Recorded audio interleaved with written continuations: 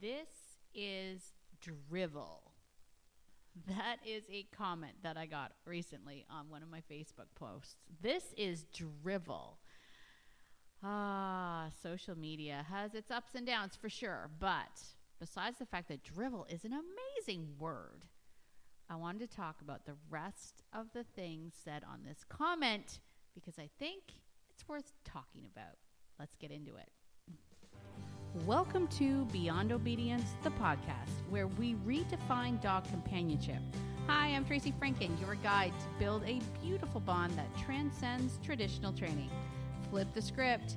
This is where your dog is the true expert. For dog lovers who crave more than just a pocket full of treats, this is not your typical dog training podcast. This is Beyond Obedience. Hello, and welcome. It is Tracy from Beyond Obedience. This is podcast episode number 2. Not what I had planned, but sometimes life throws you lemons, you make lemonade, or you vent about it on your podcast. Now listen, I actually have been very, very blessed. Back in December, I had to take a wee bit of a break from doing social media because I unexpectedly lost one of my dogs, and it hit me pretty hard. And I was still in this realm of, I have to make content and I have to get out there and I have to, talk to the people. And I couldn't. And I ended up doing a post basically telling people why I'm not able to show up in the way that I want to. And I was overwhelmed by the absolute love and the amazing, touching comments that people had sent to me, and it was really, truly touching. I think if there's one thing that all dog lovers can agree upon, is that the loss of our dogs is devastating. And I felt like it was a big virtual hug, and it felt so good. And I remember thinking, see, this is what the dog community should be about. A little bit about me as a sidebar, a little bit about me. I am highly sensitive. I'm not going to lie about that. I am highly sensitive. So I quite often get overwhelmed by social media when I am surrounded by negativity. I take it personally. People say things, it hurts my feelings. It makes me want to shrink away and hide. And no matter how many good comments you will get, you're always going to focus on that negative, right? We're human, right? So we're always going to focus on that negative comment that hits you right in the gut. And so I was quite amazed that for the longest time I had been receiving nothing but positive comments. And I was like, this is probably because people are kind and know that I was in a very vulnerable state. And you would have to be like next level ding dong if you were to be, kicking somebody when they're down, kicking somebody when they had lost their dog. So, but, back in the back of my mind, I was like, just waiting for the other shoe to drop, right? Like I was just waiting for the other shoe to drop. I'm like, somebody's going to say something mean sometime soon. And it happened. So I wanted to share it. And the reason why I want to share it is actually because there's something to be learned about this. This comment actually, besides being mean, I respect people's opinions. I certainly do. You're entitled to your opinion, and I'm certainly not one to say that you can't come on my Facebook page or my TikTok page and express your opinion. You most certainly can, but I always like to be kind, right? We don't need to be mean, and and so I do respect that. But the following statement that came after the word drivel, which, again, what an amazing word. When's the last time I heard the word drivel? Like, when I read it, I was like, drivel? Wow. Like, they went to a really passionate place to dig up a word like drivel, I think, Anyway, so the stuff that came sort of after that was really, like, I was like, oh, that's interesting, and I think we need to talk about it just a little bit.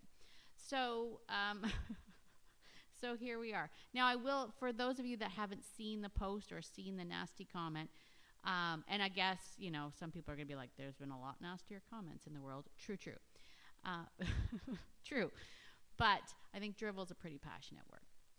So if you didn't see the post that I'm referring to, this was a post where I was talking about the importance of asking our dogs instead of telling our dogs. More often than not, because of just who we are, we're primates, we have thumbs, we have tools. Because of that ability that we have as a primate species, we tend to tell our dogs what to do more often than asking them to do something. We tend to tell them by utilizing our leashes, by pulling them around. We tend to tell them by, grabbing their collars or pulling them around, or even, picking them up. We tell our dogs that we are going to give them affection by just going up ahead and giving them affection. And when we start to recognize how often we are telling versus asking, we start to realize the unfair communication that is going on, or lack of communication. I guess it's not really communication. If you're just barking orders and telling your dog what to do, it's not really communication. The dog doesn't get to communicate anything back.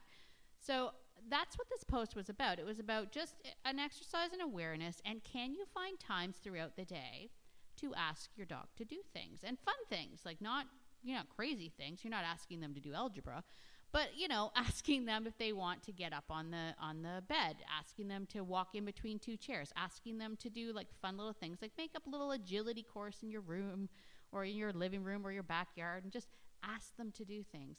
And you will be surprised how willingly your dog will do that, even if you don't have a treat. Okay, I should put that out there. Even if you don't have a treat, your dog will actually do some stuff for you, even if you don't have a treat, right? They are actually quite willing to do things, especially when you delight in them. So that was the basic gist of that particular social media post. And what I got back from Amy, shout out to Amy, she said, "This is drivel." Great word. "I always directly tell my dog what to do. Asking implies the dog has a choice. Nope." And then she's making fun of me here because I said I don't like to bark orders at my dog. So she put, "I never bark orders. Why?" with a crazy face. Like one of the, the emojis with the crazy face. That was her comment. And I did respond. I did respond about how I was impressed with the word drivel. Because I was. But the thing that really stuck out to me was this idea of asking assumes the dog has a choice, and then she said nope. Now, I want to say that obviously there are times in our lives where the dog doesn't have a choice. Obviously, especially when it comes to safety, right? When we're calling a dog back to us because a car is coming, there's no choice there. You have to come. Right? There are times in our lives where we have to tell the dog, absolutely. But to think that the dog doesn't have a choice is really a misconception of our ego. And one of the things that is so, so humbling is when you, as a human, are faced with the reality that they, in fact, do have a choice. And let me give you an example. Many, many years ago, when I was living on a horse farm, we had a great big, huge horse facility that we had turned into a dog facility. But before we did that, we actually had horses, and we were boarding horses. And there was a moment just after my son Connor was born, so it would have been it was on my anniversary as well. This story takes place on my anniversary. It's my 5-year anniversary. And my son Connor had just been born, and I was at home as a mom of three kids, extremely exhausted. And I had gone out to the field to give the horses hay. And on my way out there, as I was walking towards the field carrying the hay, I saw my horse Flame walking up along the fence line, and then I saw the other horse, Echo, also coming up. These were 2 mares. And then I have no memory after that until I was found, until I woke up, I guess, sitting on the floor in my mud room with paramedics around me asking me if I knew my name. So I have a big blank spot in my memory, still to this day, right? This is 10 years ago now. Oh, no, Connor's 15. It's 15 years ago now. I still, to this day, do not have a memory of that particular moment. At some point in time in this story, after I see the horses approaching the fence, one of them, and I don't know which one, kicked me in the face and knocked me out, apparently. But I was obviously conscious enough to get up and walk back to my house. And believe it or not, I made a phone call to one of the boarders that was boarding their horses. I ended up getting her mom, and apparently all I said to her was, I think I got kicked in the face.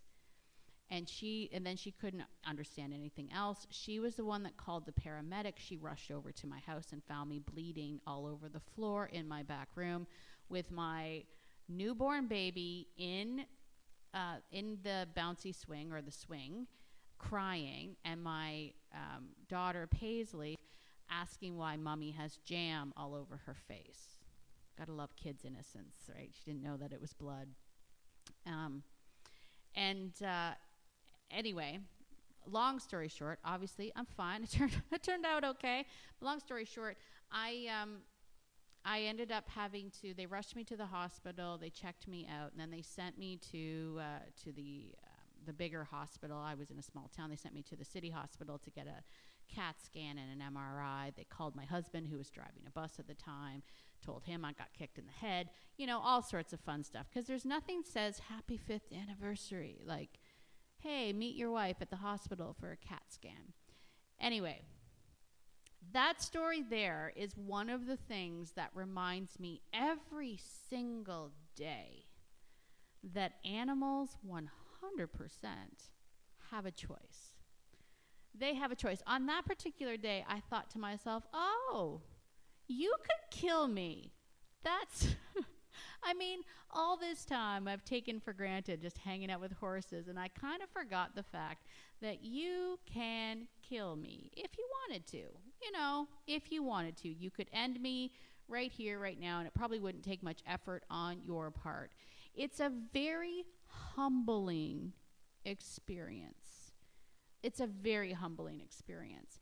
But after you get over that initial thought, it then fills you with an incredible amount of gratitude for the fact that they choose not to. Not only do they choose not to, but they choose to share their life with me.